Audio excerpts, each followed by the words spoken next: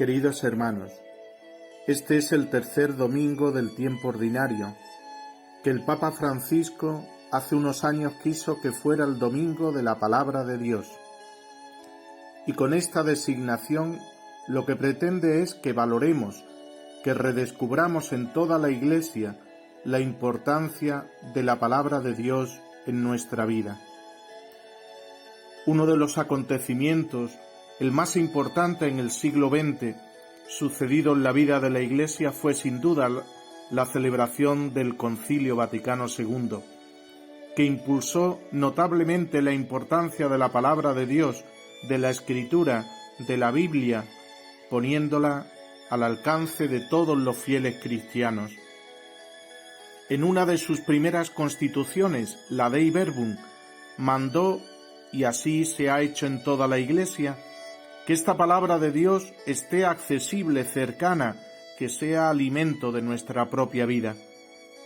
Y desde entonces hemos visto que han proliferado grupos abundantes en nuestras parroquias, donde fieles se reúnen para leer y meditar la palabra, según ese método de la Lectio Divina, como una palabra viva que ilumina nuestra vida. Porque dice esa Constitución, hermanos, que cuando escuchamos la palabra de Dios, sobre todo en la celebración litúrgica, es Dios el que nos habla.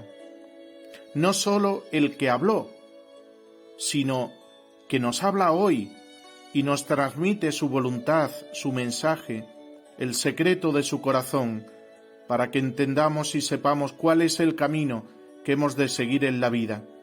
Ese camino que nos conduce a la salvación eterna, y cómo hemos de andar en esta vida de fraternidad los unos para con los otros.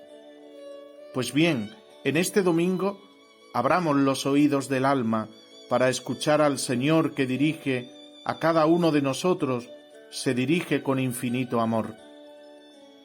En este domingo concretamente, tercero del tiempo ordinario, podríamos destacar 3 palabras que pueden resonar más fuertemente en nuestro corazón. La primera, el pueblo que caminaba en tinieblas vio una luz grande. Estas palabras las dice el profeta Isaías sobre los habitantes de la zona norte de lo que llamamos Palestina, correspondiente a lo que es Galilea, y que la gente llamaba Galilea de los gentiles, como queriendo decir Galilea de los paganos, tierra en la que todo está perdido. Pues no hay nada perdido para Dios. Sobre esa tierra vino la visita maravillosa de Dios, y aquel pueblo que caminaba en tinieblas vio una luz grande. Y es que, hermanos, cuando dejamos entrar a Dios en nuestra vida, lo que está envuelto en la oscuridad del pecado vuelve a recobrar la luz gracias a su acción amorosa en nosotros.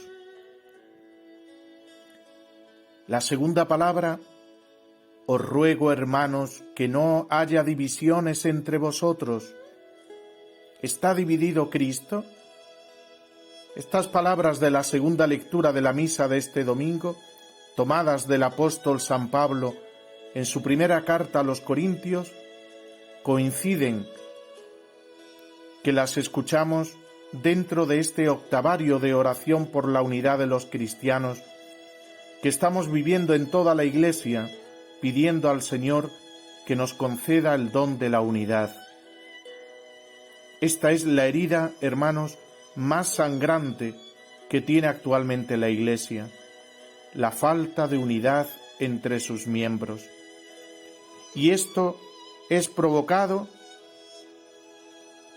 por el pecado que dejamos anidar en nuestro corazón y que lo endurece con la soberbia, con el egoísmo, con la autosuficiencia, con la indiferencia, con los chismes que traemos y llevamos los unos de los otros y que no construyen la unidad familiar entre todos. Miremos a Cristo, que ha hecho de los dos pueblos, Antiguo y Nuevo Testamento, un solo pueblo que es la Iglesia, mediante su entrega en la cruz, su muerte y resurrección, y caminemos unidos. Comunión que es un don que brota del mismo misterio de Dios, Padre, Hijo y Espíritu Santo. Dios que es único y vive en comunión de personas. Y esa misma comunión la quiere para su pueblo, el pueblo que Él se escogió. Pero que siendo un don de Dios, hermanos, es también tarea nuestra de ser constructores de unidad con nuestra palabra, pero sobre todo con el ejemplo coherente de nuestra vida. La tercera palabra que escuchamos en este domingo es del mismo Jesucristo en el Evangelio, que nos dice, por un lado, convertíos, porque está cerca el reino de Dios, y por otro lado, venid conmigo, y os haré pescadores de hombres.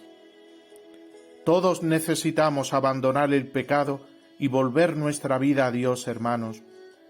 Cada uno sabe bien cuándo se para a reflexionar sobre sí mismo y sobre su vida, lo que debe poner en su persona de cara a Dios, de cara a su voluntad.